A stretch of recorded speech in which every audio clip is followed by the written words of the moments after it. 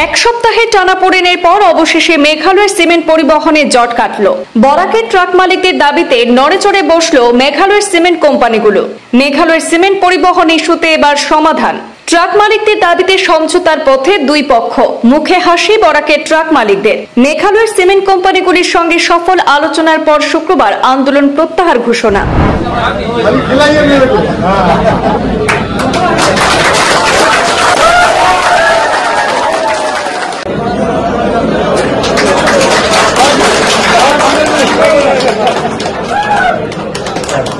দীর্ঘ এক সপ্তাহের আন্দোলনের পর অবশেষে সমাধানের পথে এলো বরাকের ট্রাক মালিকদের আন্দোলন।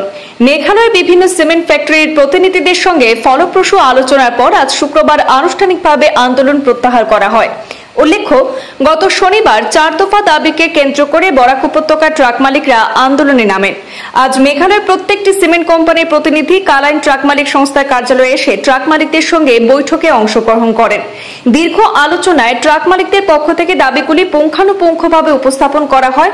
পরবর্তীতে সিমেন্ট কোম্পানির প্রতিনিধিরা দাবি অনুযায়ী গাড়ির ভাড়া বৃদ্ধির আশ্বাস দেন এবং সেই অনুযায়ী ভাড়ার হার সংশোধনের প্রতিশ্রুতিও দেন। পাশাপাশি বরাকের ট্রাকগুলিকে অগ্রাধিকার দেওয়ার দাবিতেও ইতিবাচক সাড়া পাওয়া যায়। প্রতিনিধিরা জানান, বরাক অঞ্চলে সিমেন্ট সরবরাহের ক্ষেত্রে স্থানীয় ট্রাকগুলিকেই প্রথমে কাজে লাগানো হবে। ট্রাকের ঘাটতি হলে কেবলমাত্র কোম্পানির নিজস্ব ট্রাক ব্যবহার করা হবে। আলোচনা শেষে সিমেন্ট কোম্পানির প্রতিনিধি দল প্রতিশ্রুতি পূরণের আশ্বাস দিয়ে একে অপরকে মিষ্টিমুখ করাতেও দেখা যায়। পরবর্তীতে ট্রাক মালিকরা আন্দোলন প্রত্যাহারের ঘোষণা করেন এবং জানিয়েছেন আজ থেকেই মেঘালয়ে পুনরায় সিমেন্ট সরবরাহের কাজ শুরু হবে।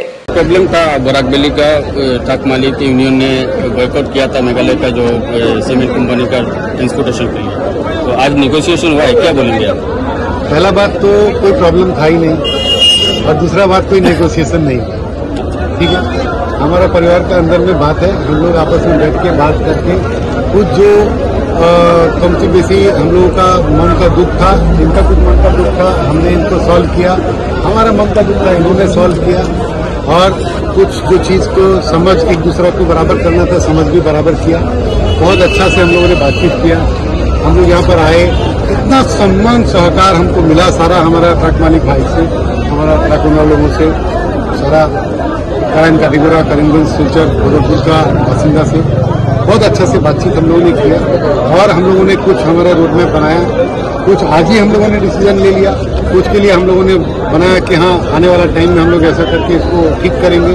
एक दूसरा का साथ में, एक दूसरा का लिए और एक दूसरा को साथ देते हुए कैसे उन्नति का पथ में सब लोगों को साथ लेकर के जाना है, उसका हम लोगों ने रास्ता आज बनाया। और ऐसे ही आगे चलते रहना है। बीच बीच में कभी कभी मनमुटाव होता है, परिवार में भी होता है, हमारा परिवार में भी हुआ, हम लोग भी ठीक कर लिया काम। সাংবাদিক বন্ধু সকল, আজকে আমরা এখানে একটা যৌথ মিটিং হয়েছে আমাদের। এই যৌথ মিটিংকে সিদ্ধান্ত নেওয়া হয়েছে যে এখানে স্টার থেকে, ডালমিয়া থেকে, প্রত্যেক ফ্যাক্টরি থেকে আমাদের এখানে ডেলিগেটস টিম এসেছে এবং আমরা যে 4টা ডিমান্ড দিয়েছিলাম 4টা ডিমান্ড ফুলফিল করেছেন, নেগোসিয়েশন হয়েছে আমাদের। আমি বরাক ভ্যালির যেগুলো গাড়ির মালিক, বরাক ভ্যালির ট্রাক ওনার্স যারা, আমি সবাইকে আহ্বান করব যে আপনারা আপনাদের গাড়ি ফ্যাক্টরিতে পাঠান। এবং আমি একটি কথা ধন্যবাদ দেব যে আমাদের এই আন্দোলনে সাংবাদিক থেকে শুরু করে লোকের যারা মানুষ এবং নেতৃস্থানীয় ব্যক্তি যারা, আমাদের মন্ত্রী কৌশিক রায়, বরাকের মন্ত্রী কৌশিক রায় মহাশয়, উনিও ইনিশিয়েটিভ নিয়েছেন এই মিটিং করানোর জন্য। এবং আমাদের এসপি মহোদয়, ডিসি মহোদয় এবং আতাউর রহমান মাজার ভুইয়া মহাশয়, উনি নিজে 2 দিন করে আমাদেরকে টাইম দিয়ে এই আমাদের যে কষ্ট, এই বেদনা উনি বুঝেছেন এবং কৌশিক রায় মহাশয়ের সঙ্গে আলোচনা করে সেটা সমাধান করিয়ে দিয়েছেন। তো আমি ধীরে ধীরে ওনাকে ধন্যবাদ জানাবো এবং আমাদেরকে সমর্থন দিয়েছেন। ত্রিপুরা থেকে ড্রাইভার অ্যাসোসিয়েশন মালিক এবং বরাক ভ্যালি 8টা অ্যাসোসিয়েশন আমাদেরকে সমর্থন জানিয়েছে। তো আমি সবাইকে ধন্যবাদ জানাবো এবং সবার কাছে আমি কৃতজ্ঞতা প্রকাশ করবো যে আমাদেরকে সমর্থন দেওয়ার জন্য। এবং আমি ফ্যাক্টরির কর্তৃপক্ষ যারা ওরা এসেছেন, আমাদের ডিমান্ডগুলো ফুলফিল করেছেন, ওনাকেও আমি কৃতজ্ঞতা প্রকাশ করবো।